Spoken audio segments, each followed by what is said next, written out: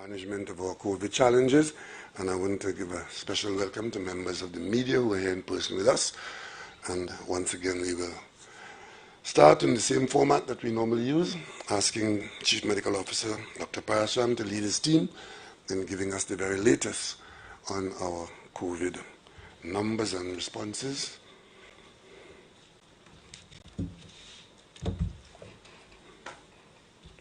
Thank you, Honourable Prime Minister. Honourable Ministers, colleagues, members of the media, members of the viewing and listening public. We begin with the new format dashboard for today. So this is 14th of January 2022.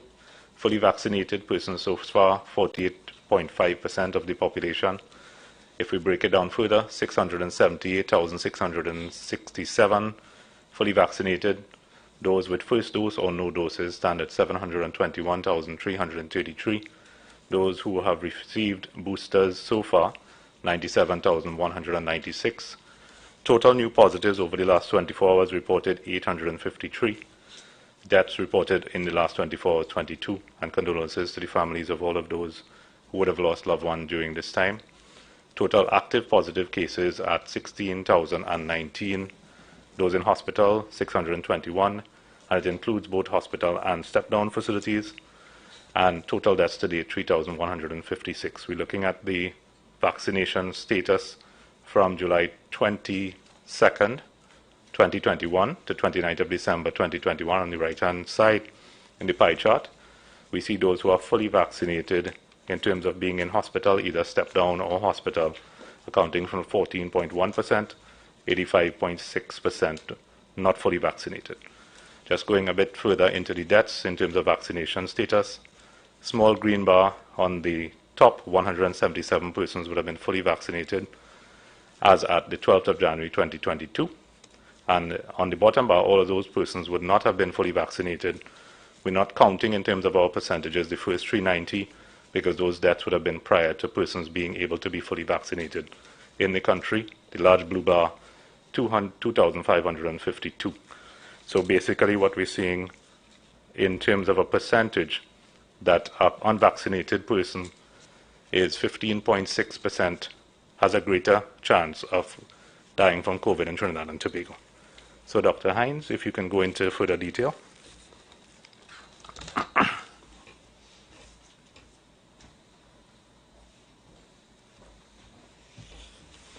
Thank you, CMO. Good afternoon to the Prime Minister, Honourable Ministers, colleagues, members of the media, members of the viewing and listening public. We just put the dashboard back up for 1 second. Just going to continue with the CMO left off for a minute, just looking at that, the death rates in the two groups, the vaccinated versus unvaccinated. And if you look at the proportions there, what you see is that basically there is a large reduction in the rate of death. And if we look among the vaccinated, and if we actually compare it, that rate of death is about 15.6 times higher.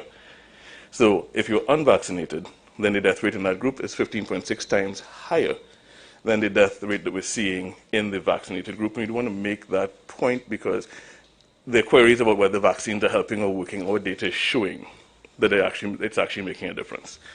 Let's go straight into the epidemiologic update. So, next slide.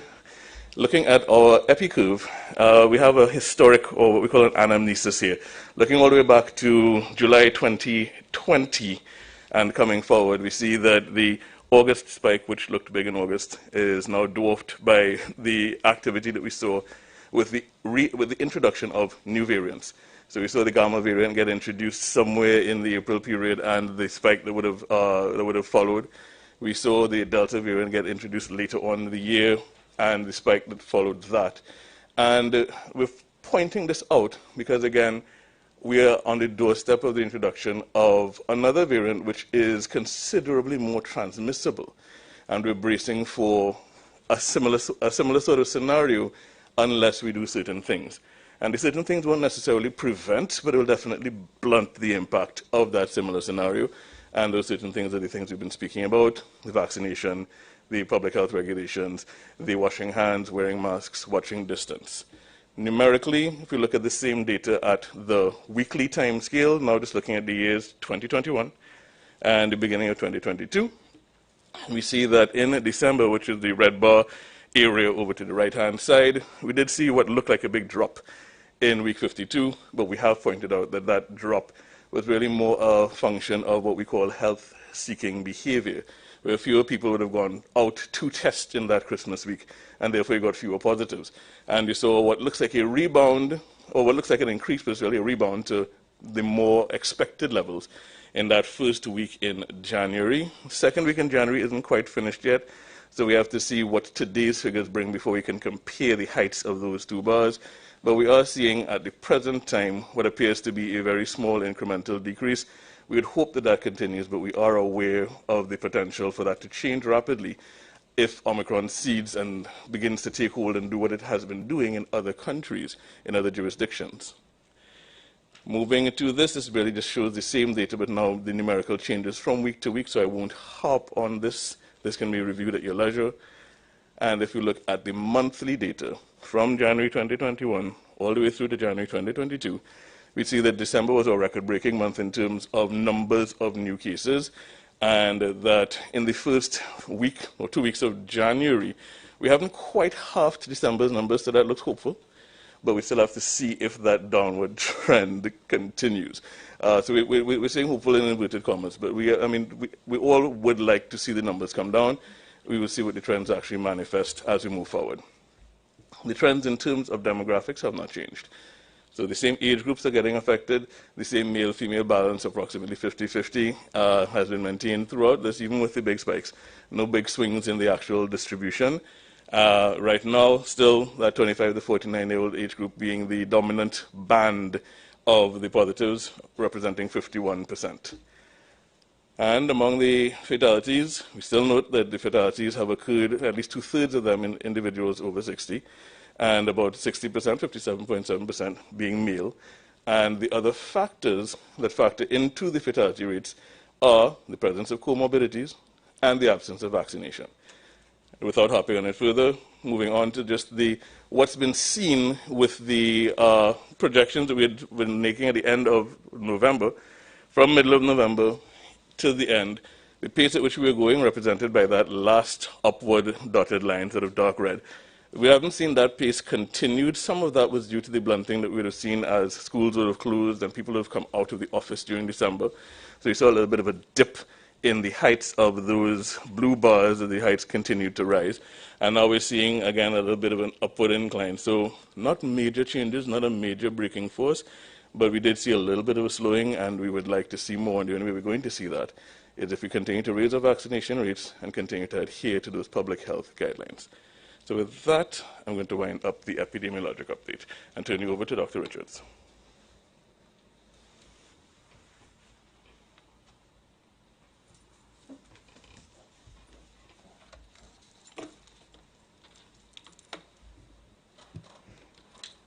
Thank you very much, Dr. Hines. Good afternoon to the Honourable Prime Minister, the Honourable Minister of Health, the Attorney General, the Honourable Minister of Energy and Energy Industries, Office of the Prime Minister, and the Honourable Minister of National Security.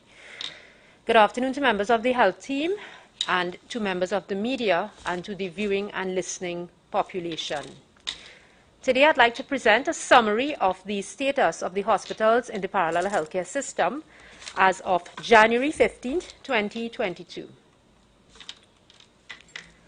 The net number of admissions, that is the additional number of patients that we see in the parallel healthcare system, has been between 121 and 154 over the last 5 weeks.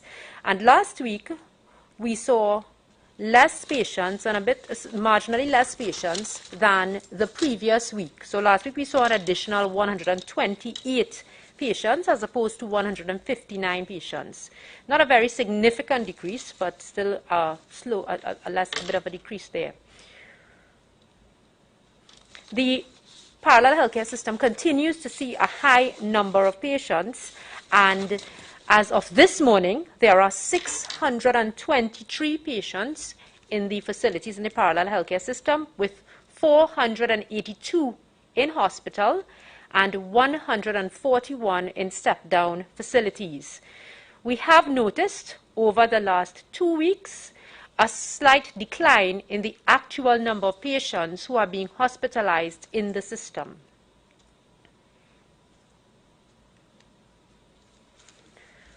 this graph just demonstrates the trends that we would have been speaking about, and at present, the trend that we are looking at is going on for 88 days now. Ward occupancy continues to be high. This morning, we are at 70% occupancy. We did peak at about 81% in the last week of November. However, the ICU occupancy is at 88% this morning. This morning, 70 out of the 80 available beds in the parallel healthcare system are filled. And we do have patients in the accident and emergency departments that we are treating. HDU occupancy is at 71%. Now, over the 88-day period that we are discussing as with these consistent trends, ICU occupancy has been on average 89%. So on any given day, 9 out of 10 ICU beds across Trinidad and Tobago are filled. We have noticed a decrease in the number of patients in the accident and emergency departments who require treatment for COVID-19. This morning, there are 87 patients across the 10 accident and emergency departments in the traditional healthcare system, and of those, there are 16 ICU level care patients. Ladies and gentlemen, over the last 88 days, our hospitals and accident and emergency departments continue to be progressively strained by a significant number of COVID-positive patients who require critical care, especially ICU care. The vast majority of these patients are not fully vaccinated. The reality is that the Omicron variant is on our doorsteps, and our hospitals are still at 70% occupancy with a critical threshold of what we speak of 75%. As I end my presentation today, I would like to appeal to each and every one of you to please exercise all recommendations and guidance that we are providing to prevent yourself from becoming a patient in the hospital. We continue to ask you to please become vaccinated. Please receive your booster and access your booster if so required, if you require a booster at this point. Also, if you have symptoms of COVID-19, isolate. And if you are becoming more ill and you're noticing, that you're becoming more critically ill, please, when you contact the ambulance, come to the hospital. We continue seeing a significant number of persons refusing care and denying care. And please do not use treatment regimes that are not approved. This is the only way that you can give yourself and your relatives a fighting chance. Thank you very much.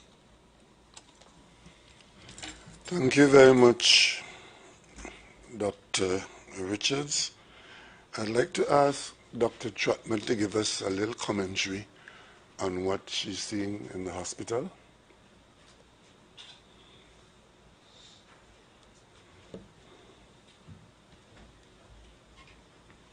Honorable Prime Minister, ministers, fellow members of the health team, Chief Medical Officer, members of the media, members of the public, and members of the health team. The medical system, health system, continues unfortunately to be challenged by numbers of patients who are moderately to critically ill that present themselves for care.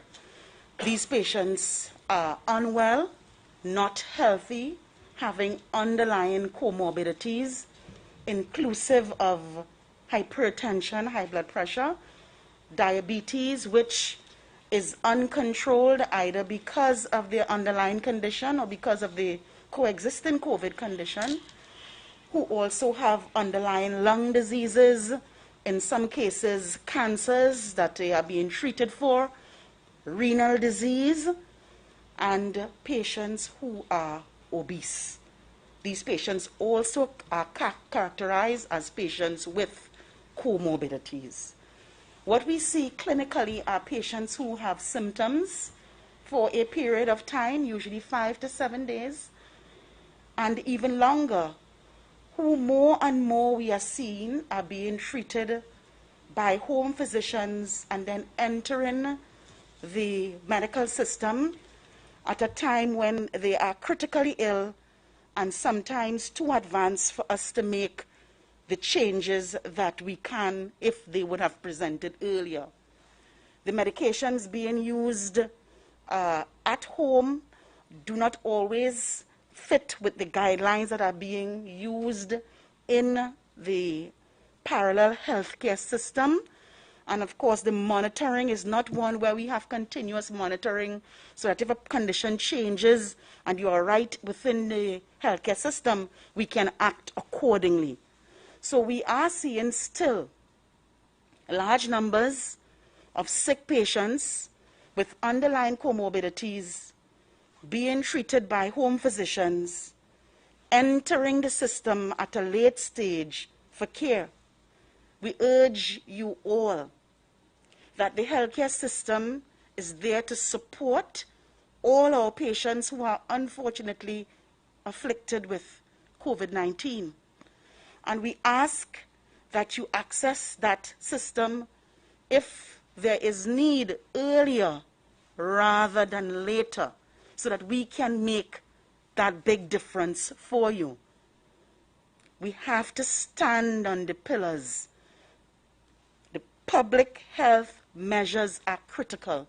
I always say they are on our foundation. If we don't have a strong foundation, we will fall.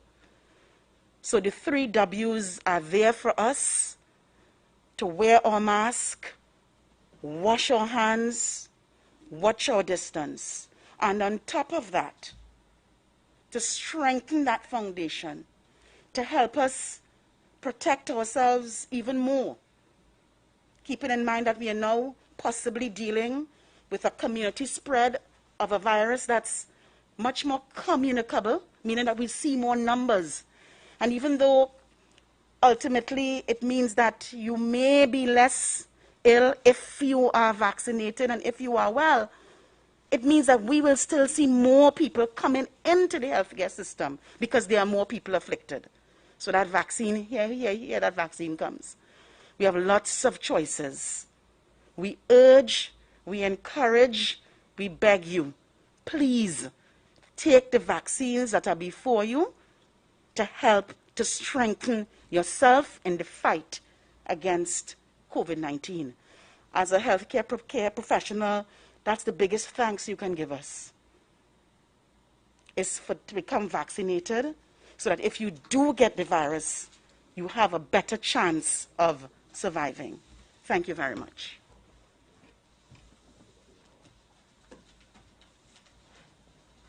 Thank you very much, Dr. Trotman.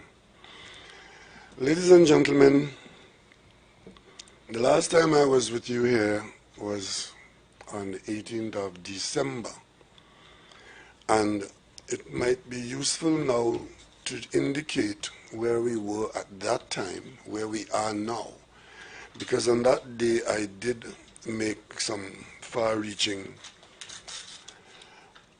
interventions, and those were based on us appreciating that we were still in a pandemic.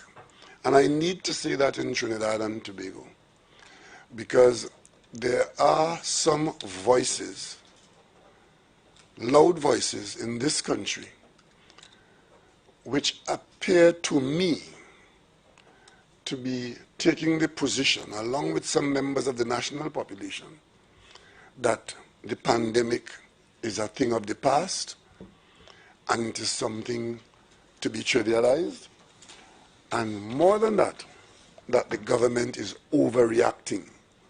Some people go as far as to say that the government is overreaching, breaching the Constitution, and of course many people in the minority of the country's population, of course, are saying that their individual rights are being either trampled upon or threatened. Against that background of state of affairs, I simply want to say to the population of Trinidad and Tobago that this is the 3rd year of the pandemic of 2020, 2021, 2022. We still do not know and do not have a clear horizon as to when we might come out of this situation. It might very well be that we have to keep fighting it for some considerable time. And in that situation, the best responses are very well known to us. You would have heard them from Dr. Trotman, and I would now want to ask the Minister to deal with the vaccination side of our response. Thank you very much, Honorable Prime Minister, Cabinet colleagues, Dr. Paltram on the health team, ladies and gentlemen of the media, ladies and gentlemen of the public, wherever you are, Happy New Year to each and every one of you.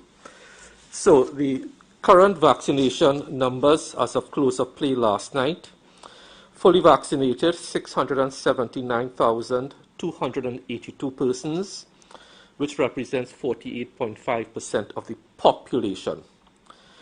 Those accessing boosters to date, 98,490. 98,490.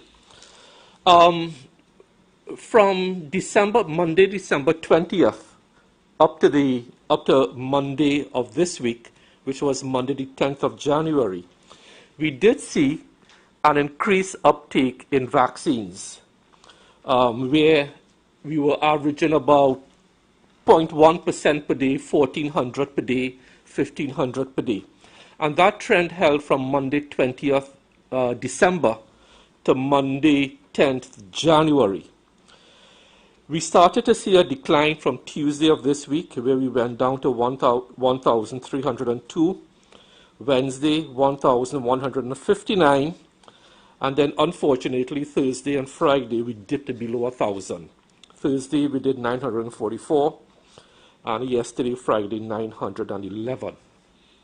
So our first shots, which includes the first shot of Sinopharm and Pfizer plus J&J, is now below 1,000 a day. That is not good enough. We need to get that up. Also, we want to encourage people to come in to be boosted based on a schedule we have published. All the global evidence tells us that one of the ways to beat Omicron is to be boosted. The first and second shots may not be enough. You need that third booster. So we want to urge people to come out, start your journey to full vaccination, start your journey to be fully boosted. The sites are open, they are there, they are convenient, they are free. And all the reports are that people are raving over the excellent treatment they get, how fast they are in and out. In some countries, you have to line up around blocks in wintry weather to get vaccinated. We don't have that here. It is convenient, easy, free. And as the doctors will tell you, vaccinations are what is going to help us get out of this. Thank you very much, Prime Minister. Thank you very much, Minister. Well, you also, as we look at state of affairs in the country, we have to also acknowledge that a significant part of the conversation has to do with choice. I simply want to say that from day one, it has been and it continues to be an issue of choice. You may recall that we started out, and I mentioned this last time I was here, we started out with open choices, leaving it up to the population to make that choice. And we were finding, for example, with the wearing of masks, with the congregation of people, people were partying still, people were not wanting to wear the mask, and there had to be a governmental intervention to say, okay, make the mask mandatory, outlaw parties and enforce it using the police to shut them down and so on. So it has always been about choice. But then if you don't get the required response, there's a role for the government to intervene. And that is where we are with respect to the vaccination program. In the third year of a pandemic, where we are reporting every day upwards of 20, sometimes as many as 30 people dying from a virus for which there is some amelioration that's available, some response that is medically authorized. And of course, I want to ask the team to put up the dashboard.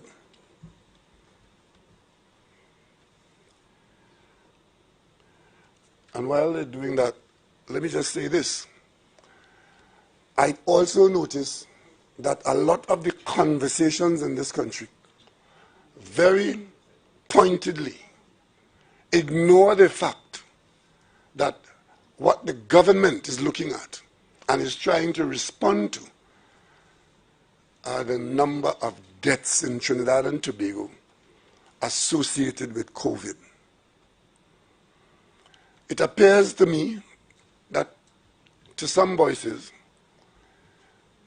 over 3,000 people dying from COVID is not an important matter warranting our conversation during the daytime, our response in the 24-hour period of each day. Today the figure is 3,156. I want to ask you to look at the bar at the top.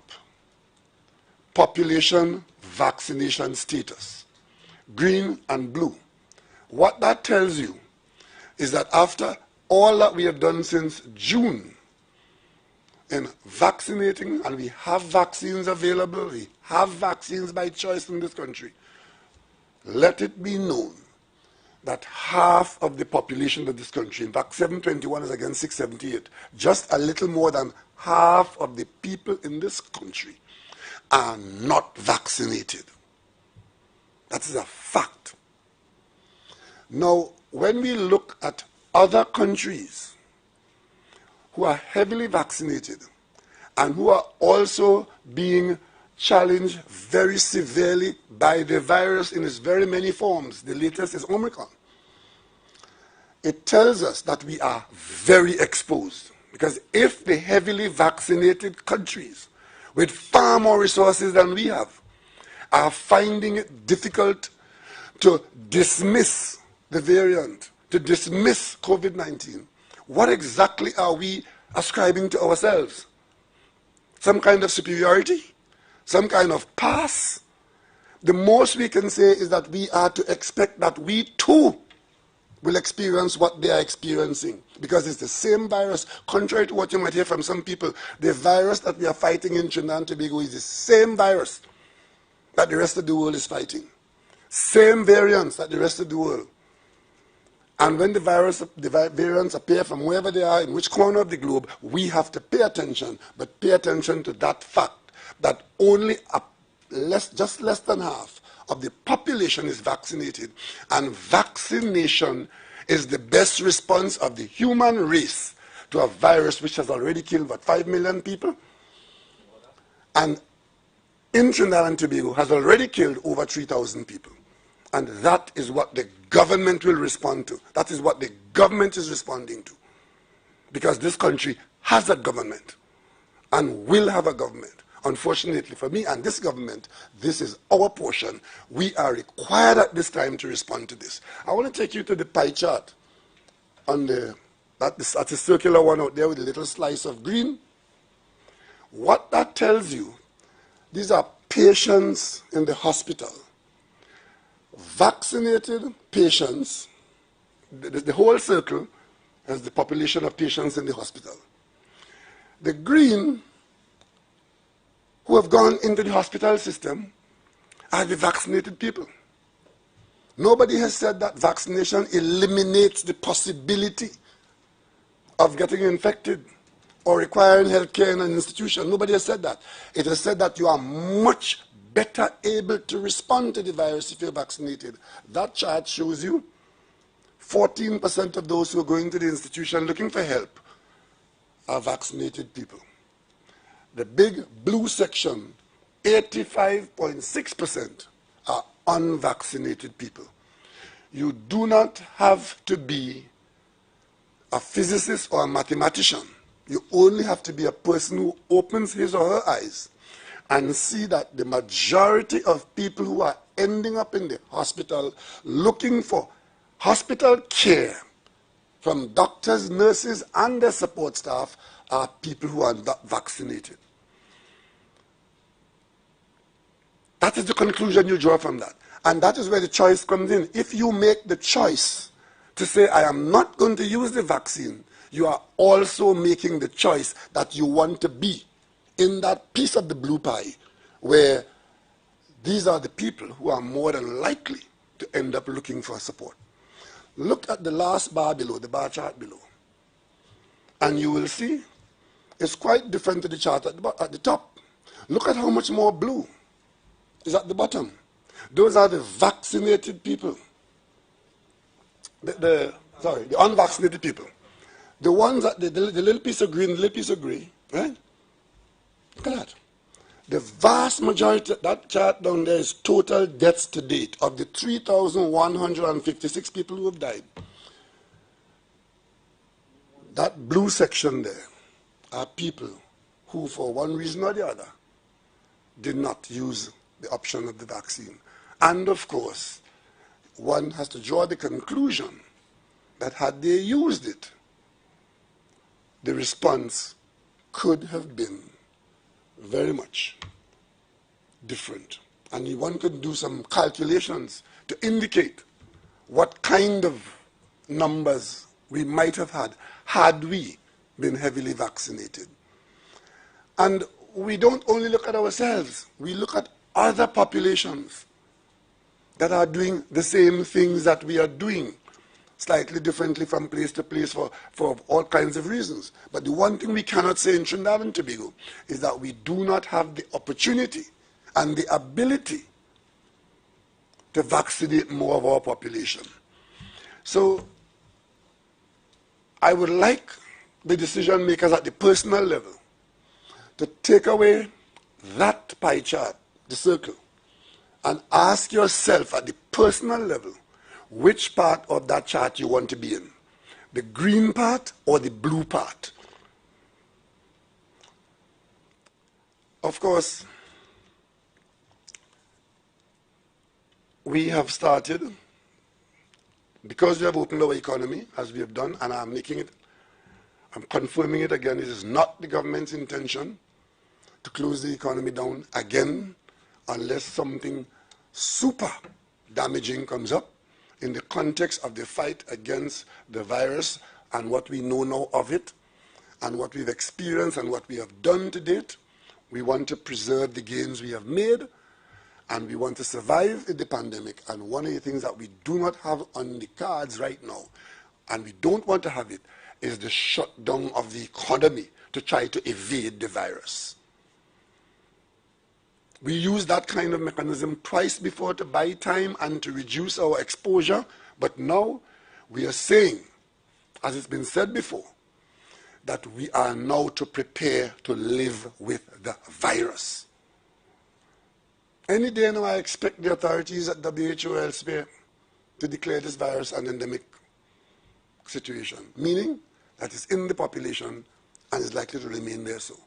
You must remember when we started out in January, and we were talking about May, it might go by May, and when I said we were told by the experts we're looking at September of 2020, people say September, and when we closed the schools for 2 weeks. We have children in this country, our junior children, who have not been to school for almost 2 years, and the pandemic is still raging at this point in time. With respect to the numbers of infected people in Trinidad and Tobago, we are at the worst we've been. In the United States, they are reporting over 1 million infections per day. This is a country, the richest country in the world, that had locked itself down when they were reporting less than 100,000 per day. So that should tell you how the population of the world has moved its response to the virus, because if you were locking down at 100,000, what are you doing being open at 1 million a day? You're doing that because we know a little bit more about the virus now and its behavior, and we also have millions of people vaccinated. We have, Minister, what's the figure we got there? Of you were just vaccine stocks? Yeah, no, I'm talking about the number of people who have been vaccinated worldwide. Approximately 9.4 Yeah. billion doses of vaccines. And of course, we have approximately 4 billion people in the world now who have been fully vaccinated as compared to when we were looking at a few tens of thousands of people. So it's not the same situation. And there's something that we could do and we are doing and we're encouraging, and that is to get vaccinated and be on that bus that says if you are on this bus, your chances are better. When you hear people saying that, well, the vaccine does not prevent you from getting it, and therefore, what am I being asked to be vaccinated for? Don't get into any argument over that, because I don't know how you could argue with that anymore. It's unnecessary to argue over it. Because what we are saying is not that the science has not generated a vaccine that can do that. But it has generated one that allows the death rate and the hospitalization rate to drop. Why would you want to ignore the opportunity to not be among the population, that cohort of the population that has the better chance of surviving? It is now being said by the experts that given the transmissibility of Omicron, that it is possible that virtually every human being would be exposed to it. When I spoke to you last week about the things we want to do, the curve we were looking at was a curve that says with that level of explosive transmissibility of Omicron, which was coming our way and which is in this country, at community level, that if it has any kind of effect on mortality like the Delta, we were looking at huge numbers of deaths in this country. Fortunately, that has not happened. Fortunately, we are not yet, and hopefully we may not get there, but we can't anticipate that we will. We are not now being smothered by Omicron, but we still have a very effective action of the Delta variant in our population. And we need to prepare for increased infections because that is what Omicron will do. Have to prepare for it. The one good thing about it, while we accept, as we're being told by the scientists, that it is very transmissible, with the passage of each week, we are seeing, when they look at the hospitalization arising out of the infections of Omicron, fortunately, it is not as it was with Delta. Thankfully, that is so, and that is still to be confirmed, but it is appearing so. We're keeping our fingers crossed and our prayers frequent that it is so, that yes, it's very transmissible, but once you get it, it is not as powerful with respect to dragging you down to the requiring hospital. But the population has all kinds of people in it. Very many people, many of whom don't even know that they have shortcomings in their health, in their personal health. Some who know and pretend that they are not at risk. And some who know and know that they are at risk, but for other reasons believe that the vaccination is not their way of dealing with it. That's the plethora of points of views. And it again comes down to choice. Nobody has held anybody in this country and physically vaccinated them. Nobody has done that. And nobody is promising that. It has always been a question of choice, but choice can have consequences. And choice is not a one-sided thing. So when we looked at our exposure, when we looked at our level of deaths, when we look at the projections that we are facing, I said last week that, last time I was here, in December, that the government, as the largest employer, will manage its workplaces in such a way to acknowledge the vaccination program that is taking place, those who are vaccinated, those who are out, and to also acknowledge those who made the choice of not being vaccinated and their consequences to both sides. In Trinidad and Tobago today, the private sector has taken a number of steps in a number of places to keep private sector operations open for the benefit of all of us in Trinidad and Tobago, whether it's the manufacturing sector, the banking sector, the private sector is applicable. Many aspects of the government sector is also open, and we are also vaccinated. I would like to ask my staff to put up the screen our vaccination in the public sector as of Friday. And again, as known to us, because I am understanding that some people are being encouraged not to expose their status. Well, that has its own interpretation. And you would see Office of the Prime Minister, 70%. Attorney General, 60%. Department of Health, 75%. Finance, 78%. Trade and Industry, 81%. Public Admin, 75%.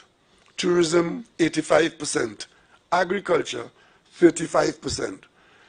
Energy, 61%. Planning and Development, 57%.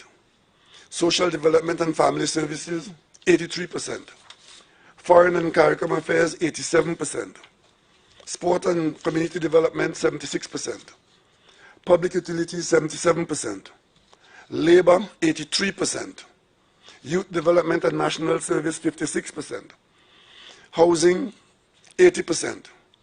Digital Transformation, 75%. Education, 50%. Communication, 60%. Works and Transport, 61%. Rural Development and Local Government, 46%. National Security, 34%. So, ladies and gentlemen, it ranges in the ministries from 35% to 87%. Now, there are a couple of departments there where, like agriculture, where people are largely outside, and also national security, which is among the lowest, which there's a lot of outside people there, but also a lot of inside people. But what this tells me, and should tell you, is that there are a significant number of people in the ministries that is vaccinated. Very significant number. And therefore, as we set the target of 80% as a target that the national community should benefit from, we then know where we are at and where we'd like to go. And ladies and gentlemen, when I spoke last time, I said the government is prepared to legislate so as to, like the private sector, manage the national vaccination program and the national safe zone arrangement, which is our way of living with the virus, being out there and doing the things that we want to do while the virus is raging or threatening to kill us. I said that I will ask the Attorney General to take responsibility for getting us to a point where the legislation can get to the Parliament. I can tell you, I'm very pleased that since the 19th of December, the Attorney General and his team have actively been in touch with significant components of the national community on this matter. And it has been useful. Some people choose not to cooperate. Some people choose to give themselves degrees that are not recognized in the clinical fight of the virus. And that is important because they speak for, or purport to speak for, a lot of other people who have given them the right. And in the period that the Attorney General has been out there, we know at the point, we are at the point now of where we have some documentation. Because one of the things that we are asking people for, if you're not agreeing with what the government is proposing, civilized and normal, tell us what you think should be done. Tell us what you propose. And we have had significant proposals in the last week or two. But let me just take you down the road of some of these proposals so you can understand what the national community is facing. I got 2 pieces of correspondence shared with me yesterday, dated 13th of January. The correspondence is dated 13th. Today is the 15th, so these were written 2 days ago, and I got it yesterday, last night in the Parliament. One is from the Joint Trade Union Movement, which, as you know, represents a significant number of worker representative bodies. And I'm happy that they did put their position in writing, because it allows the government to see the breadth of thought and, more importantly, the alternative that is available, because they did decide to write. And I simply want to quote a couple of lines from this 3-page letter. It's a 4-page letter. And on page 3, it says that we raise these, there are some issues on page 1 and 2. And it said, we raise these issues not to make light of COVID-19, but only to point out that there is a significantly low risk of death or hospitalization from COVID-19. Ladies and gentlemen, that is the position of JTOM. The government does not agree. 3,000 and counting, and 20 dead people every day, or 30 some days, is not significantly low risk. I may ask you to cast your mind back to the anxiety that we lived through when no person had died from COVID in this country. And when the first person had died, it was such an event that it was no less a person than the opposition leader who was out there informing the country before the family was told by the hospital department that somebody had died from COVID. It was the opposition leader. So nervous was this country to have that out. And we shut this country down when we were a lot less exposed. And to be told today, with a daily death toll of approaching 30, and don't know when it's going to drop and when it's going to stop, the government does not agree that it is a significantly low risk and that COVID-19 hospitalization is low risk. You hear Dr. Richards every time we meet during the week and here telling us exactly what is happening in the hospital. Apparently, people who have not been in the hospital or who cannot envisage what is happening in the hospital could talk like this. Ladies and gentlemen, our healthcare workers have done human service to keep us where we are today, and we will not minimize their effort. I could tell you, because many of them talk to me as Prime Minister of this country. Many of our healthcare staff are at their wits' end, and some are even thinking of getting out of the profession because they have been standing in the gap to keep us where we are today. And we are in the 3rd year of a pandemic. What if this goes on for another year or 2? What is our position? So when we are told that the hospitals are almost full, as we were told in December, we were upwards approaching 80% occupancy. All the IC units are almost used. We are told today they are 90% occupied. What exactly are we saying?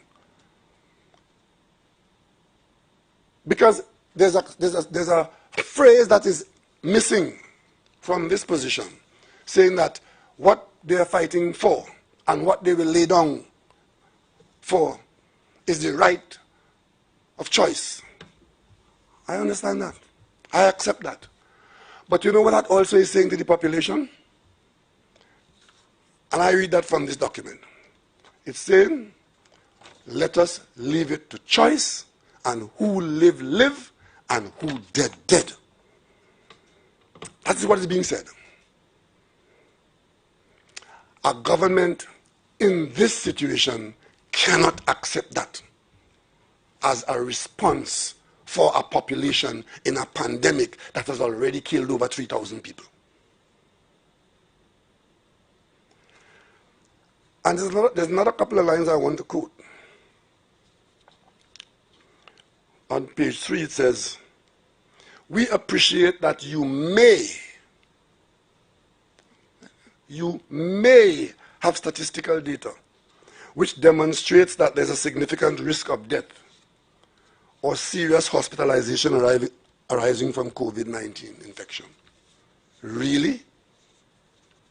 That the government of Trinidad and Tobago may have information about COVID deaths and the significant risk and hospitalization?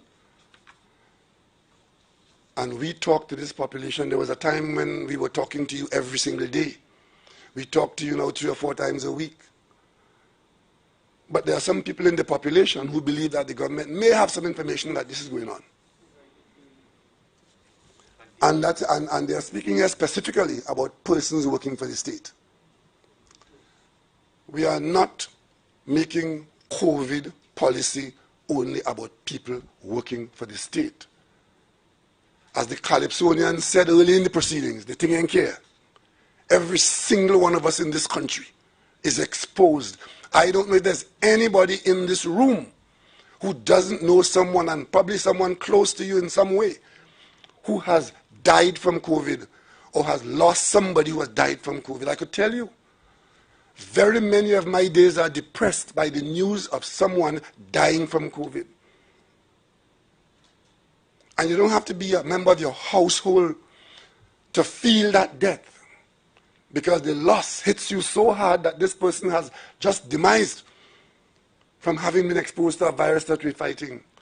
Another one, somebody you know, somebody you've been with a month ago, and then the person's sister and the grandmother and the grandfather too. That is happening in this country. And some people are of the view that that is not what it's about. What it's about is to fight the government. The government is not prepared to get into any fight with anybody. The government is prepared to do what has to be done to defend the people of Trinidad and Tobago, and it's all by choice. All by choice. There's one other point I want to raise from the letter. It says, and I find this very interesting, they're asking for independent examination of whatever the government is saying and whatever the doctors are doing, because they don't accept and don't believe it. So they're asking for independent experts.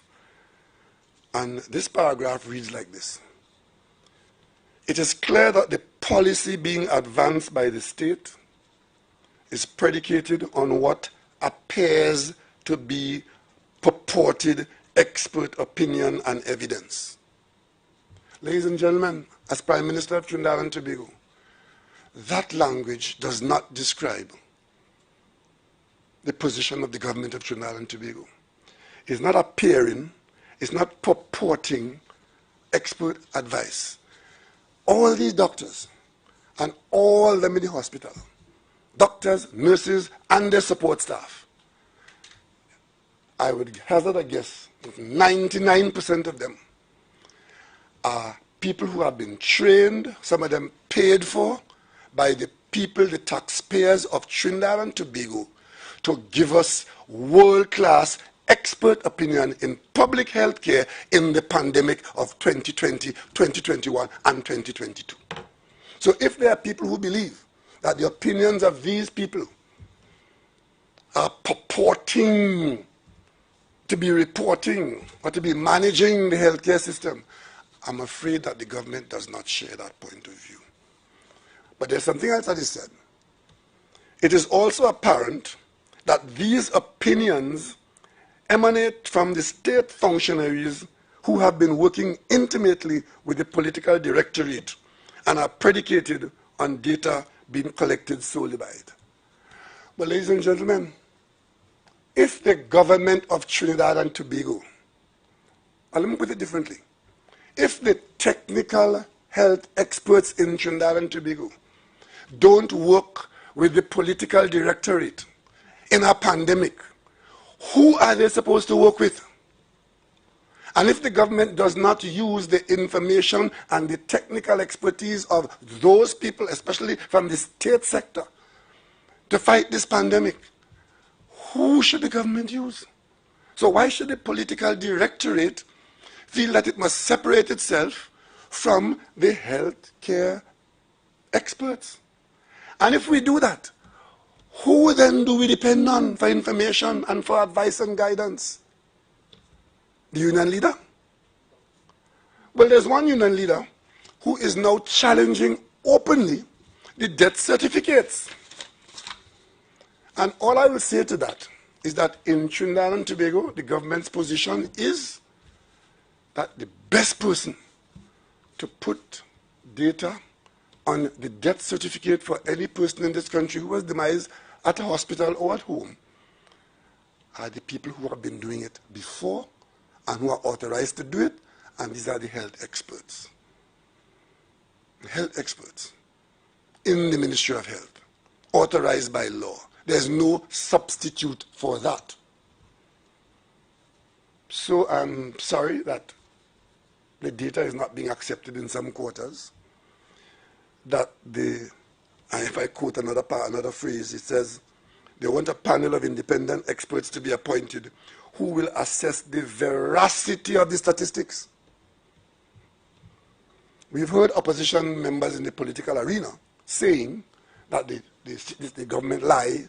At one point they say it had dead people piling up high in Mount Hope and the government hiding it. Another time we're hearing them saying the government is inflating the number of deaths because the government wants it for political purposes. But I mean, that is those in the political arena. But when Labour takes the position of saying that they are challenging the veracity of what the doctors are saying, I find that a little bit difficult to swallow.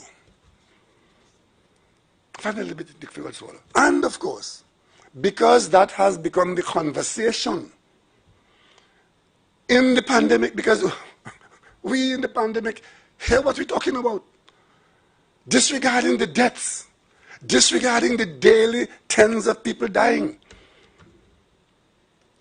and saying that, well, the government lying to you, the doctors are no good. And as a matter of fact, it is being said by authority in this country now that the people who are dying in the hospital are not as a result of COVID, but as a result of inferior care that they're getting within the walls of the hospital.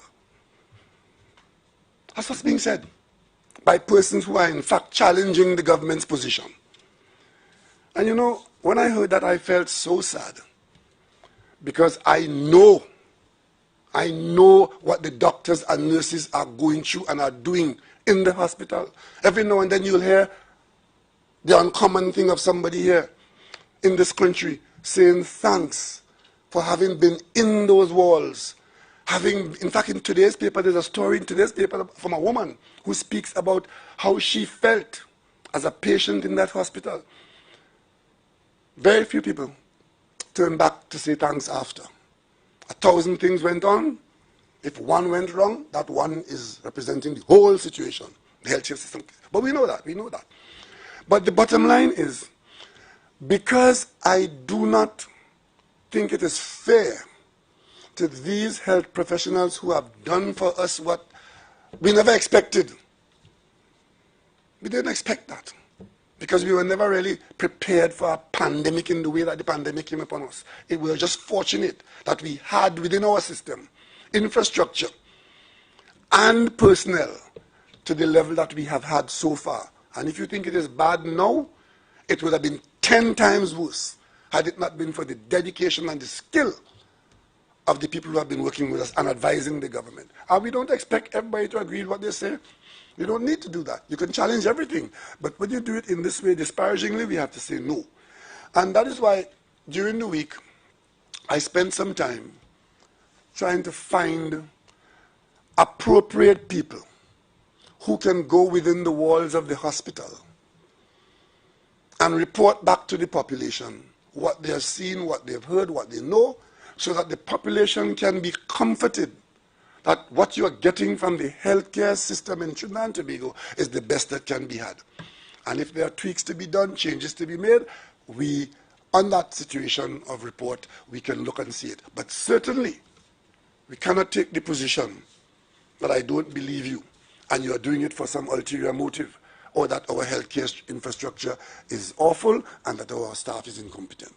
So I sought and I found 5 of our best and most appropriate people who have agreed to go into the hospitals across the board and look at what is going on there, talk to the staff, look at their data, look at it with a professional eye, and come back and tell the country. Not get your information from people who think so or believe they know so, or who believe that it is their opportunity now to make manima through accusations and allegations, challenging the professional performance of our healthcare staff. So I've asked Professor Terence Simongal, who is the Dean of the Faculty of Medical Sciences at the University of the West Indies, to chair this 5-man group. In his group would be Professor Emerita Phyllis Pitt-Miller, consultant anesthetist and intensive care specialist, former Dean of the Faculty of Medical Sciences of UWI, Dr. Anton Komobach, a public health specialist and former Chief Medical Officer of the Ministry of Health, Dr. Vidya Dean, consultant anesthetist and intensive care specialist, and Professor Donald Simeon, Director of Caribbean Center for Health System Research and Development, Professor of Biostatistics and Public Health Research, Faculty of Medicine at UWI. These 5 people, under the chairmanship of Professor Terence Simongal, will go into our healthcare system, examine it, and at the end of the week, as long as they don't ask for more time, at the end of the week, they will report back to the government, and I give the country the assurance that as soon as I get that report, whatever it contains, it will be made public. And I do that so that the population can be guided away, well, we can't guide away from the Google doctors. That we can't, we have no control over that. We can't guide away from the Facebook specialists, but we can guide you away from believing that healthcare in the hospital is substandard and is contributing to the deaths that we are facing. Because if it is that you have to confront the numbers, the deaths, as part of the outcome of the COVID infection, and the way to explain that is to say, well, these people wouldn't have died because there's something going wrong in the hospital. I have to send these experts in now to respond to that. And I'll wait the report that they'll make to the people of Trinidad and Tobago. Ladies and gentlemen, so Labour has put in a package of suggestions and demands. The Attorney General has them. The Joint Chamber position on COVID-19 was also submitted on the same day, 13th of January, which is 2 days ago. And this, the same way JTEM represents a number of Labour entities, this group, chamber, the joint chambers, AmCham, Energy Chamber, the Chamber, Trinidad and Tobago Chamber of Commerce, and the Trinidad and Tobago Manufacturers Association. That covers a large swath of our economy and our population. And they have put some positions to the government, to the Attorney General, on the date on which I've just mentioned. And the reason why these documents probably would have come in that way is that as soon as I indicated on the 18th of December that we were looking in that direction and going in that direction, the Attorney General hit the ground and met with these people, and they asked for the opportunity to put in, because he did ask them, what is your position if you think it's different to what the government do or might be doing? And they put it in writing to us. And I could just mention 2 to you that is in the document from the chambers. And it says, we recommend that all employers be given the ability, via the appropriate legislation, to declare their offices, factories, or other work sites as quasi-safe zones, and to therefore require all of their employees in that workplace to be vaccinated with exemption on valid medical grounds. They also said that employers should have the flexibility to determine their own policies on how employees who refuse to abide by their vaccination policy are treated, including placing employees on no paid leave. And of course, as you know, with exemptions being available, the groups, the chambers have said that they would like to be satisfied that there's no hanky-panky with that, as we know with the sick leave situation. They would like, as employers, to have some say in who issues those medical exemptions for people. What this means, ladies and gentlemen, is that our population in the private sector and in the government, we are readying ourselves for living with the virus, not knowing when it's going to end. This thing going to go on for quite some time, apparently. But we want to continue doing the things that the economy does. We want to have some aspect of our lives continue with the risk of being hurt or killed by the virus being considerably reduced by the vaccination, and if we're very lucky, be among those in the blue part of the pie which says that you've been vaccinated. And even if you get infected, as people are being infected, that because you have been vaccinated, you have escaped the worst of COVID and its variants. Ladies and gentlemen, I've also, during the period, been consulting myself with a lot of people, many of whom have written to the government, expressing their views, their support, their concerns, their fears, and suggestions as to what we might do. So whatever the government does will be as a result of taking into account all of these inputs, including the inputs from labor, from the private sector manufacturing, from the Chamber of Commerce, from the religious bodies who have also put out certain positions to us. Because all of us want to survive this virus. And all of us want to see Trinidad and Tobago prosper, even in a pandemic. I don't want to ascribe to anybody the ulterior motive of wanting us to fail, because failure in many families is the death of one or more members. That is too high a price to pay for any other agenda. So, ladies and gentlemen, we will do what we've been doing, making careful adjustments. But before I say that, because of how the last 3 weeks have gone, because we are now in a slightly more optimistic viewing of Omicron, because our health system has not been overwhelmed as the projections were at the 18th of December, I have asked the Attorney General to take a little more time. And of course, it can't be forever. So today I'm announcing that what we had intended that might have been done on the 17th of January will now be done somewhere about the 17th of February. We give the population a bit more time. I'm very pleased for some of the reports I've got from the public sector that we have improved some of our vaccinations. Some people have actually cooperated.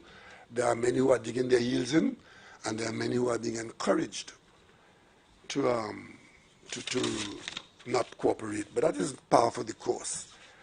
We don't expect that overnight everybody will change their views. And of course, there are situations where the proof that what we are doing is not making sense is that somebody has got sick from the virus, or somebody has got a bad reaction.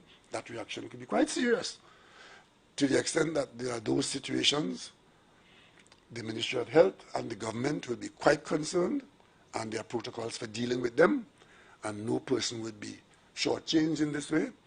But let us just say that in a situation where you have 4 billion people vaccinated, one swallow does not a vaccination someone make.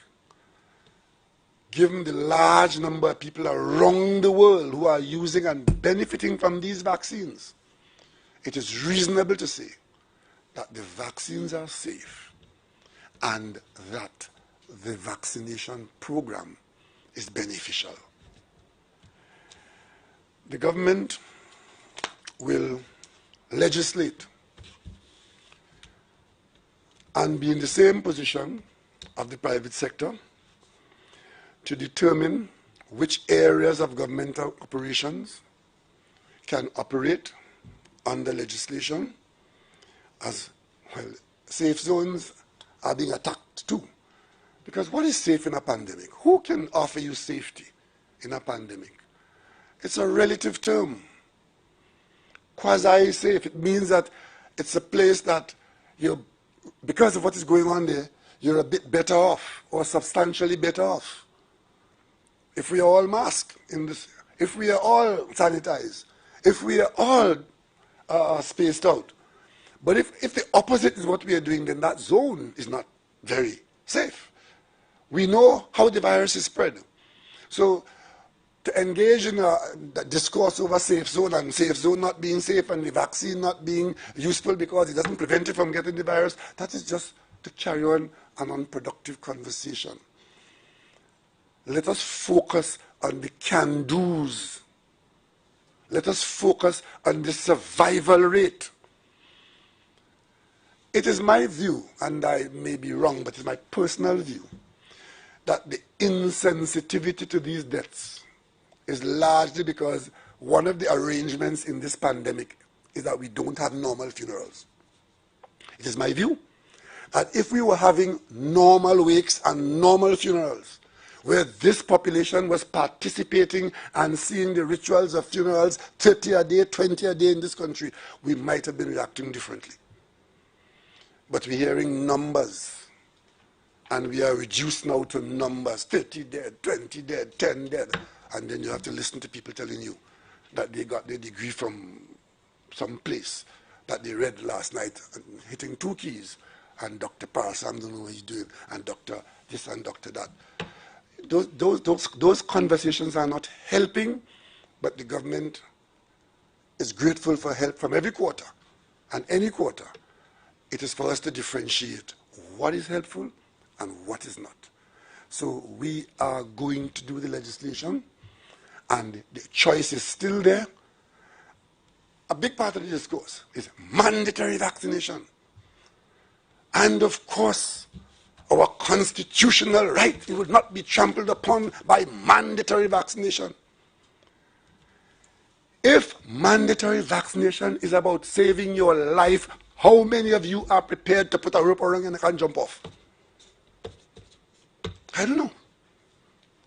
But whatever we are doing, it is not about dissecting the term mandatory vaccination, because frankly, we have been living with mandatory vaccination for decades in this country. And mandatorily vaccinating our prized possessions, our babies. To the best of my knowledge, the first person in your family who gets an injection is a young baby. Baby in arms. And it goes right up to school age. That is mandatory. But even with mandatory, there is choice. Because it says to get into the school system, education is available for free, but your child will come into the school system only if the child is vaccinated against measles, against polio, against this, against that, and we live with it. What we didn't have then, apparently, were opportunities to launch careers over saying no to that. But there are countries, you know, where those same vaccines that we accept here for decades are still being resisted. It was last year, I think it was, or the year before. I remember reading a story about 12 doctors and nurses who were killed in Pakistan for applying polio vaccines. Yeah, polio vaccines. Because the population was saying that the vaccines contained something that was haram. And of course, they preferred to take the risk of children being disfigured. That's how populations go. With respect to the public sector, when the legislation comes through, after the conclusion of what the AG is doing now, the government will be in a position to designate where the workplace requires vaccination, and the employers will designate under the law, as we have already put in place, that they operate safe zones, because that, when we look at all that is available, this is the best way to keep the country operating as the pandemic continues to rage. The pandemic is not over. It doesn't even appear to be over. In Europe, in Australia, in the United States, in the Caribbean, Trinidad and Tobago is not getting a pass. You could badmouth the government as much as you want. You could badtalk the Prime Minister as much as you want. My concern is for you and your family. Because if at the end, when the pandemic does die down, God willing it will, if we are all here, it matters not what has been said and done to or about me and the government. All that matters is that not one person had died who should not have died. That is what matters. And we continue to do what we like to do, but not doing them as we would want to do. Last time I met you here, I told you about the beaches. Well, the beaches have been opened across the country. There was some rush. There was some gathering, I presume safe gathering, because I checked with the doctors, and we are not reporting any explosive negative reaction, because all along we have been doing this thing cautiously and carefully. And since we've got a good result so far, we can go a little further. So we'll stretch the beach time out to 2 o'clock. And I propose to speak to the Minister of Health about the equivalent in Trinidad, but certainly Tobago, I propose to speak to the Chief Secretary in Tobago, have a conversation as to whether the THA would, together we discuss it and see whether we could add in Tobago the restore type arrangements under the health protocols to begin that aspect of the economy. I am anticipating that that could be good news. We can do that. And I am also very pleased that notwithstanding the best efforts, it took us a little while to come to a situation where those people who were upset by not being able to carry out their funeral rituals, they are now doing that. And it only applied to COVID bodies. Nobody had shut down the use of funeral pyres. It was the COVID corpses that were covered by that, and we have come to a position where we believe that we can do what has been announced, so that is good news for all of us, and those particularly those who are affected by it. I also would like to allow access to rivers with serious restrictions following the no gathering of more than 10, no gathering, no fires, no playing of music, and no party. So the rivers can be accessed in that way, and as soon as it is not required, you remove the restrictions. Because as I said with the beaches before, it was not that you were against seawater. It was how the gathering would have used it. And I think we are in a position to do that. And we will look to see and enforce the law. And of course, consumption of alcohol, I know that you all probably would have had a time of your life. I was in Castaro last week in a vehicle. I went into a place that sold beers, and I had a beer. And on my way to the vehicle, I had this beer in a container, a plastic bag, which it was in. And it was such a hot and beautiful day. I was sipping my beer, and then somebody came up to me and said, "You, consumption of alcohol in a public place is against the law. So You missed the opportunity of seeing me behind bars for breaching. It happened so easily, but it was a breach of the regulations. It happened so easily, I understand. But we really have to say, hold on for the time being. Do not go to the rivers for river limes and cook duck by the thousands and so on and so on. Let's get out there carefully for a while. Maybe after I speak to the Chief Secretary in the next couple of days or so, that the reef boats might start operating again. We look forward to being able to go on there. We'll have some restrictions that the CMO and the DMO over there would tell us what we can do. What I'm trying to get at here is, we, having accepted that we have to live with the virus, let us see how much we can do in the living, safely and sensibly. Right? And of course, as I said, it should not be equivalent to the reef tours or the swamp tours. If your boat is carrying 40 people or 30 people and the CMO says we go 50%, we expect that you comply. And if things go well, we get to better numbers. And the other area of serious concern and continuous stress for me is the school system. Ladies and gentlemen, those of you who are parents, I'm sure you know, and those of you who have relatives who are around you, you know what is going on with our children not being able to go to school.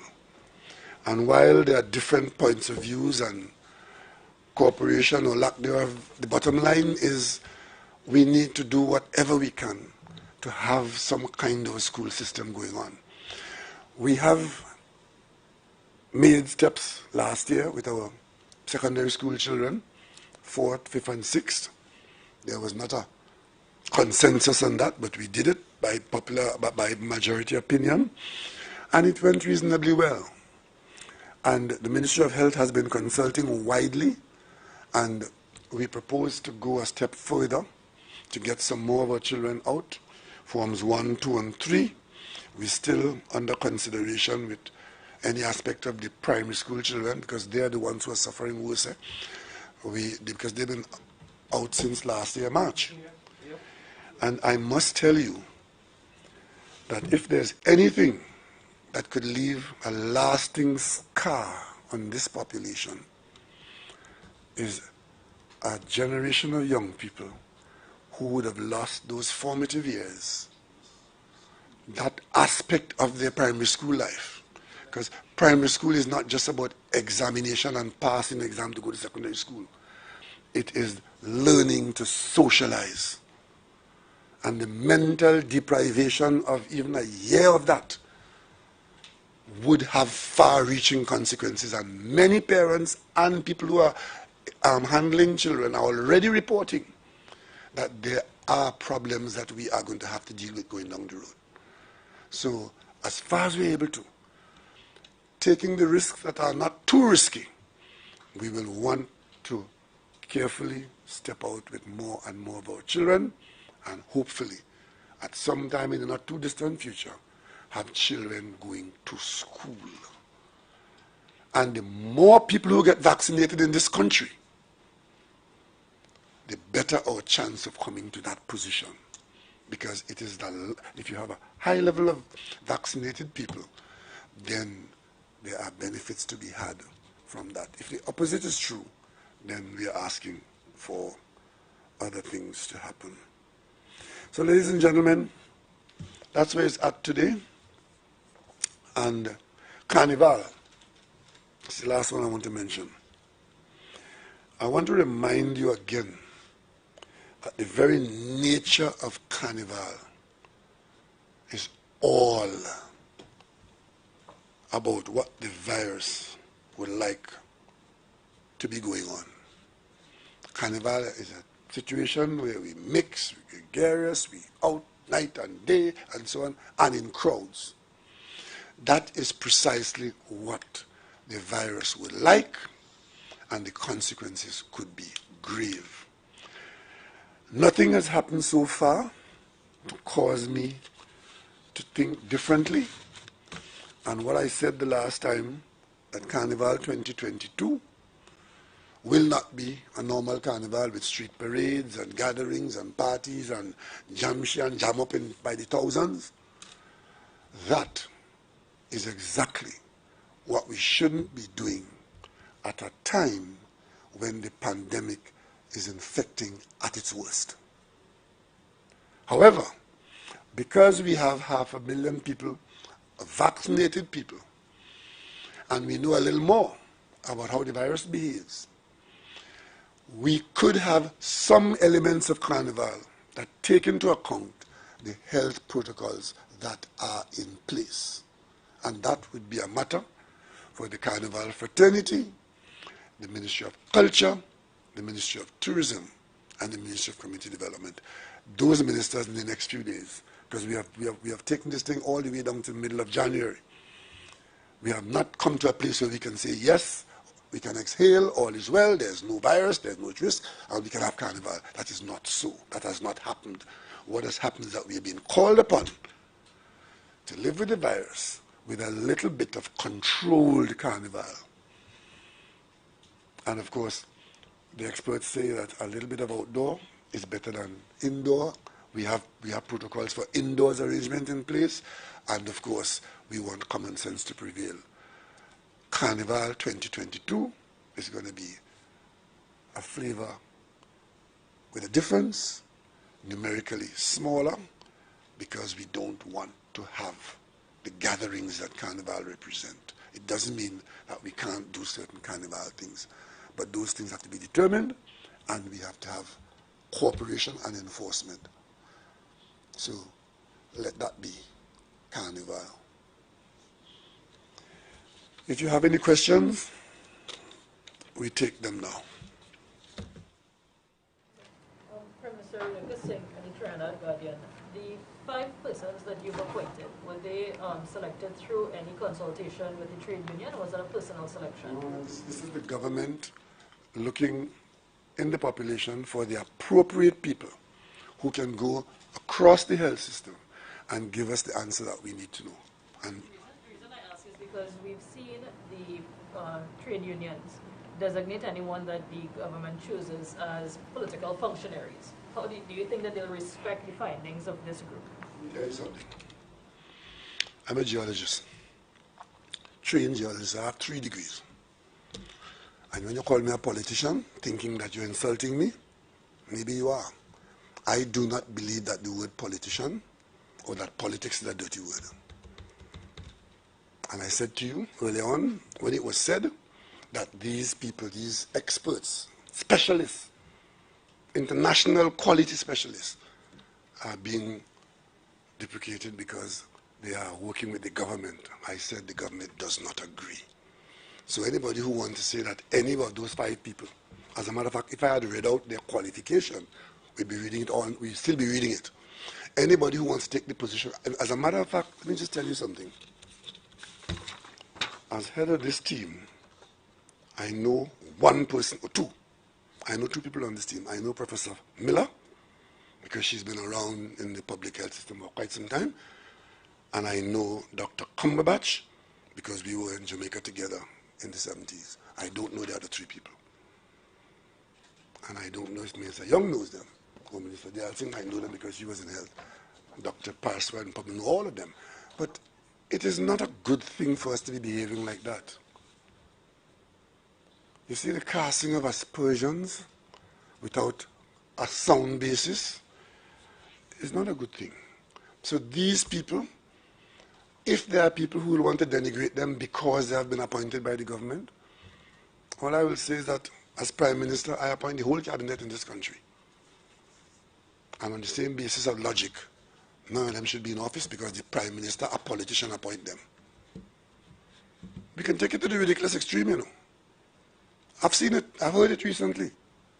Somebody got appointed by the president and the person was to be thrown out and denigrated publicly because the person was on something in a bank and the bank had lent money to somebody who knew the Prime Minister. Come on. So these are excellent quality, and if you notice, they didn't go there for any reason other than they are in a position to assess the situation. IC experts, clinical experts, and so on, right? So when they go in, they know what they're talking about. You and I can go in there, you know, and we see 10 tubes, 1 with blue ink, 1 with blue water. It means nothing to us. except at the end might be somebody struggling for his or her life. These are people who will know how to assess and report to the population on what is going on with our effort to fight COVID. And as I want to say it again, we are not the only country that is having this problem or even this kind of response. The beaches, the open air cremations and access to rivers. When is this happening? Today is Saturday. We talk about the beaches. Monday. We go to a new regime on Monday. We normally put the regulations in tonight into tomorrow, and they publish. So by Monday morning, we go with that. So next week we have a different week.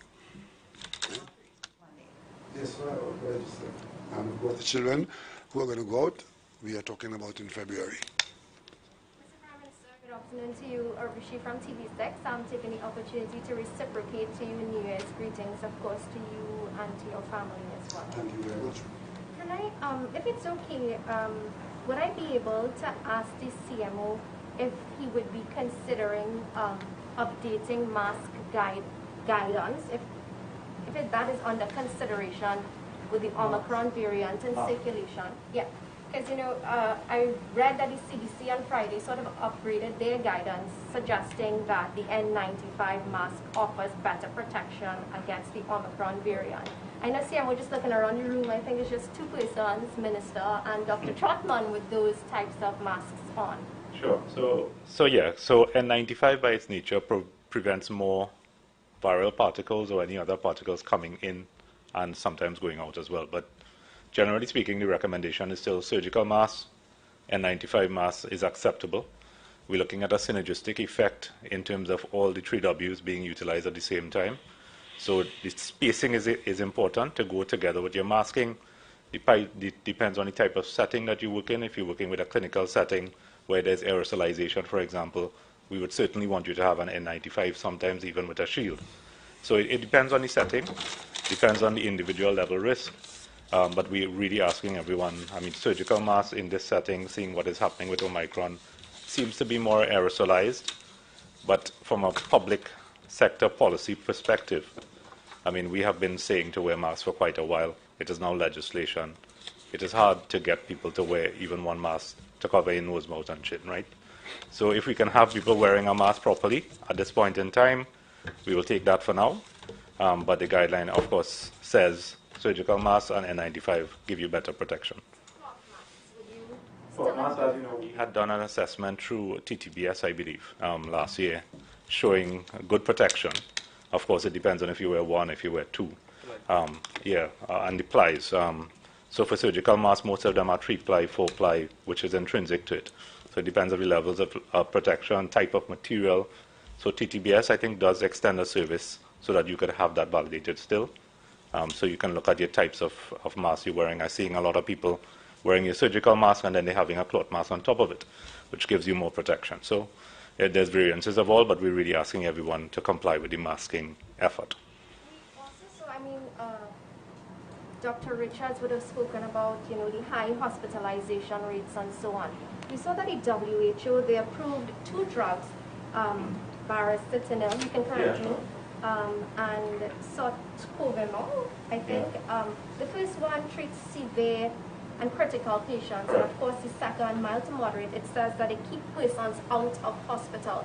These are already approved drugs. Do we have them? They were approved on the 14th, which is a couple of days ago by the World Health Organization. There are companies in Trinidad that are agents for those drugs. One is a tablet formulation, the other one is a monoclonal antibody. So we're looking at procurement on both of them. And as soon as, of course, we get any way forward, we'll let everyone know. But it has only been approved by WHO 2 days ago. Just to remind everyone, we do have the IL-6 inhibitors, which is approved by WHO as well. We do have dexamethasone on our formulary and is being utilized in the hospital. So we do have those levels of treatment. Dexamethasone can be used from the start in terms of patients and has been giving good outcomes. IL-6 is more for moderate to severe, similar to the other type that you mentioned initially. Just so that our population can understand, is Omicron mild or is it mild in fully vaccinated and boosted patients? So I think the answer is that the world doesn't know as yet However, to jump to a conclusion that it is mild is not following the precautionary principle that we have abided by from the start. So you have to be very careful, and even if you have something that is a little less severe than Delta, Delta is very severe by its nature. So it's being compared to Delta. Even if it is a little less severe, you're transmitting, it is much more transmissible. So if you have 1,000 people being infected, for example, with Delta, and 10% of those go to hospital, you're looking at 100 people, right? If you have a highly transmissible Omicron now coming on the scene, you expect that if the transmission increases, even though the severity might be a little less, the number of people requiring hospital care will go up, the number of deaths will go up. And that is the concern. And we're seeing the almost vertical lines in US, UK, and other parts of the world where Omicron has taken root. It seems from what we are seeing that we didn't get to that stage as yet. There's a lot of confounding factors with the way Delta has behaved in Trinidad. So we wait and see. But if it gets to that vertical level, you can almost assuredly, already starting at 70% hospitalization, hospitals being filled, that we will get to that 100% very quickly. The AG sent out a press release about the open-air cremations, and in it he noted that the CMO kind of disagreed with having them once again. So can you ask what were or are the risks, if there are any, of open-air cremations, and if so? I don't know that is what we are wanting to say. The decisions made on these matters are made by consultation. And it's not a question of somebody disagreeing while others agree, because there are things that, I wanted to do certain things as Prime Minister a long time ago, and they were not done because the team had a different view. And because we have said all along that we are guided, right? We didn't say wedded to. We are guided by certain principles. So whatever you would have got from that statement of the Attorney General, I think the biggest point there was that while there were the guidelines, some people were taking it as though there was the law, because the matter had gone to court.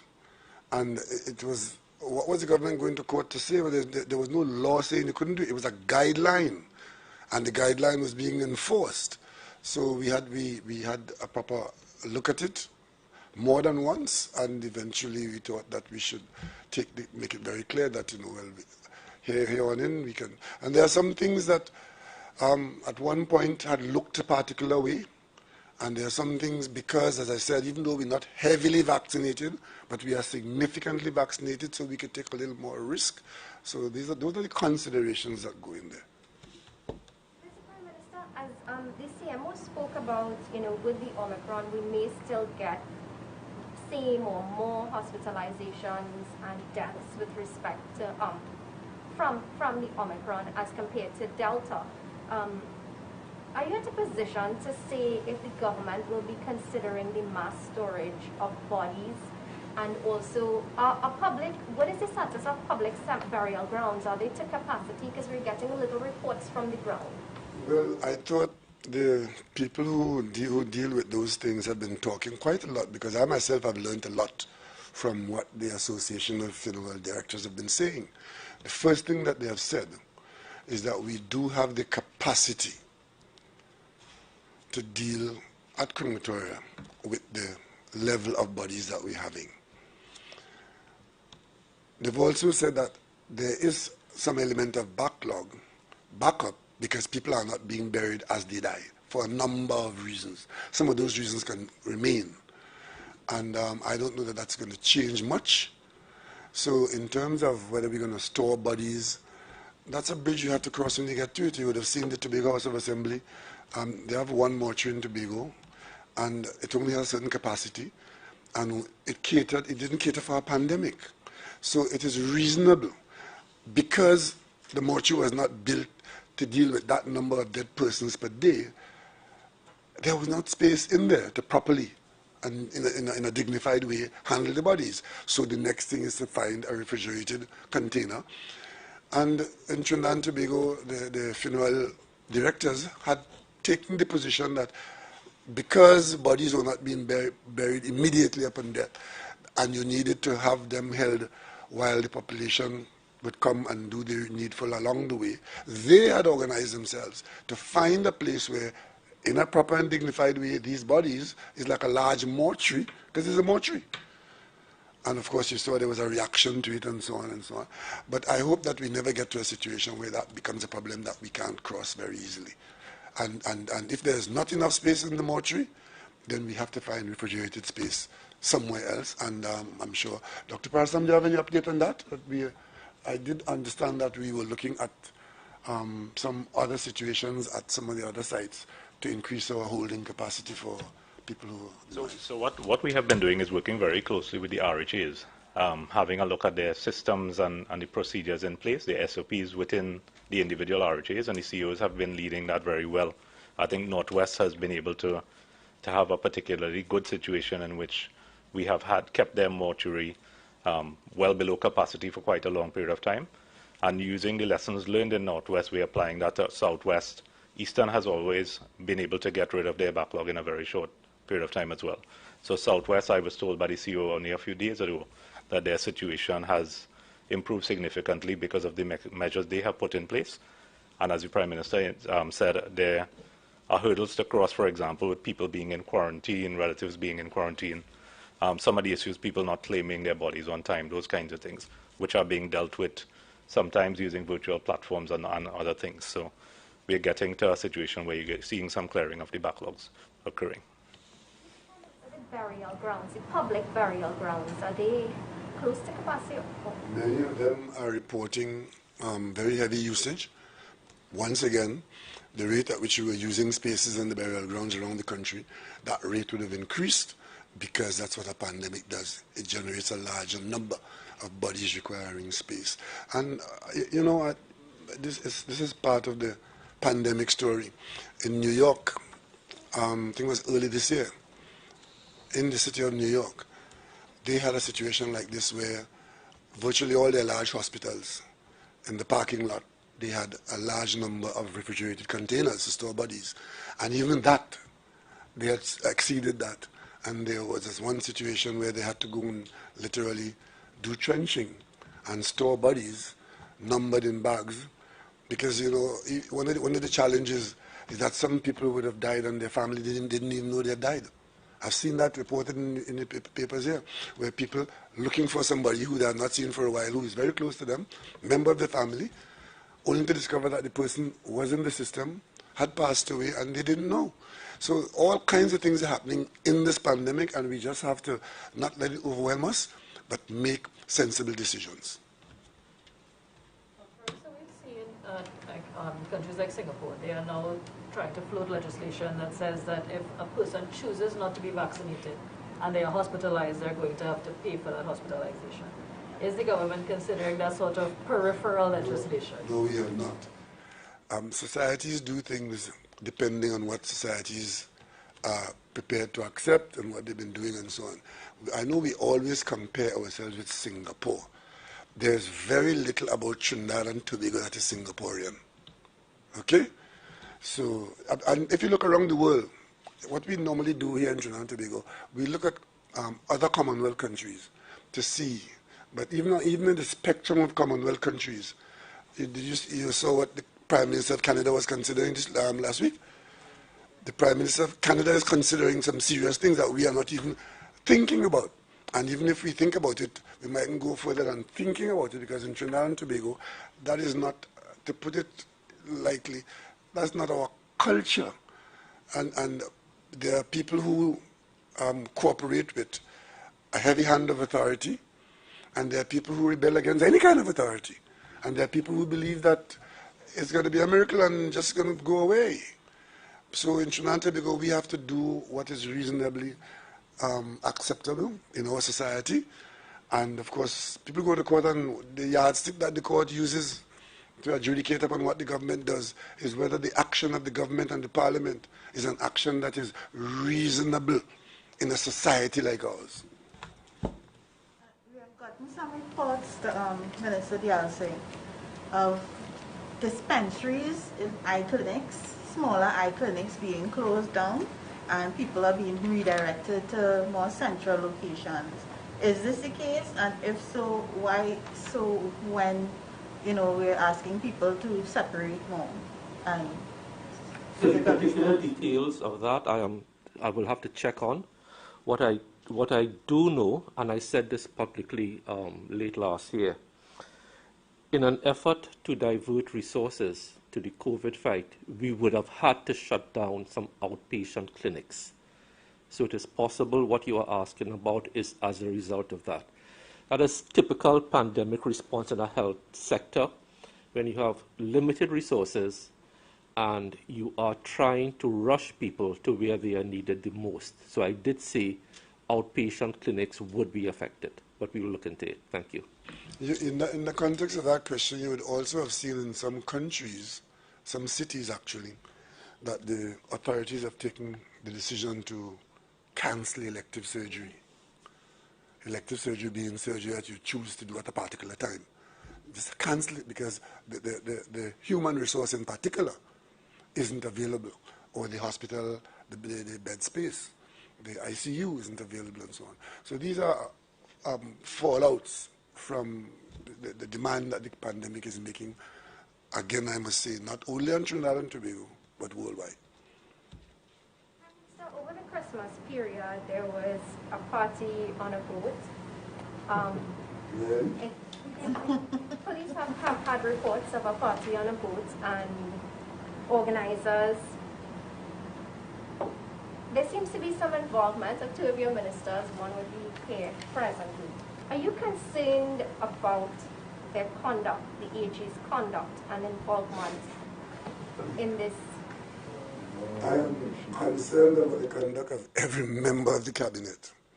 So if there's conduct by a member of the cabinet that is inimical to public interest, and I'm satisfied that that is so, then you wouldn't have to ask me that. With respect to who might have partied or didn't party, I regard that as a matter of law enforcement, and I leave that entirely within the realm of law enforcement because, as you know, the government has no role in law enforcement where it has to do with holding people for breaches of the law. The aspect of the government that does that is quite clear, not the cabinet, not the Prime Minister. If there are persons who have got themselves in trouble with the law, they blow their nose where they catch their cold. As it relates to government's legislation that will be coming on the public sector safe zones, the furloughing of unvaccinated persons, is that still up for discussion? Is it still on the plate? Yes, it is up. But fortunately, as I showed you the number of people who are vaccinated in the public sector, in the ministries, I didn't touch on state enterprises. But where we are heading is that, fortunately, it is not as bad as it could have been, and it's improving. So we are, in fact, going to continue to improve in those areas. And because the government has such a broad spectrum of employees, we don't want to use a one-size-fits-all. We are going to use sizes to fit situations governed by the requirement to provide a safe workplace. And that is what the Attorney General is working on now with the consultation process, and I think his office has a draft already. But we are tweaking that draft and doing it in the context of even the changes that we talk about today of what the virus holds out to us. If we were under an Omicron cloud right now and hospitals with thousands of people, it would have been a completely different story. But we know that we are not out of the woods, so we're going to keep our act sharp. As you prepare to open schools As you prepare to open schools, I have to ask this question on behalf of the children. We're preparing to open schools. Are we considering the vaccination of children with that particular age group again? We do have vaccines in place and available for children aged 12 to 18. Quite a number of parents have allowed their children to be vaccinated, and we consider those children additionally protected. But we've allowed parents to take the risk for those who are unvaccinated. As a national policy of vaccinating minors, once there is a vaccine that's available, approved for children whether it is measles, mumps, whatever, we already have a template on that. And I said early on, if that vaccine is available to protect our 1 day to whatever, and we can access it, and we are able to access it, we will make it available in Trinidad and Tobago. And that may be where the story of mandatory vaccine comes in, because we are already there. Thank you all very much for coming, and thank you for covering our reports and advising the population that the pandemic is still going on.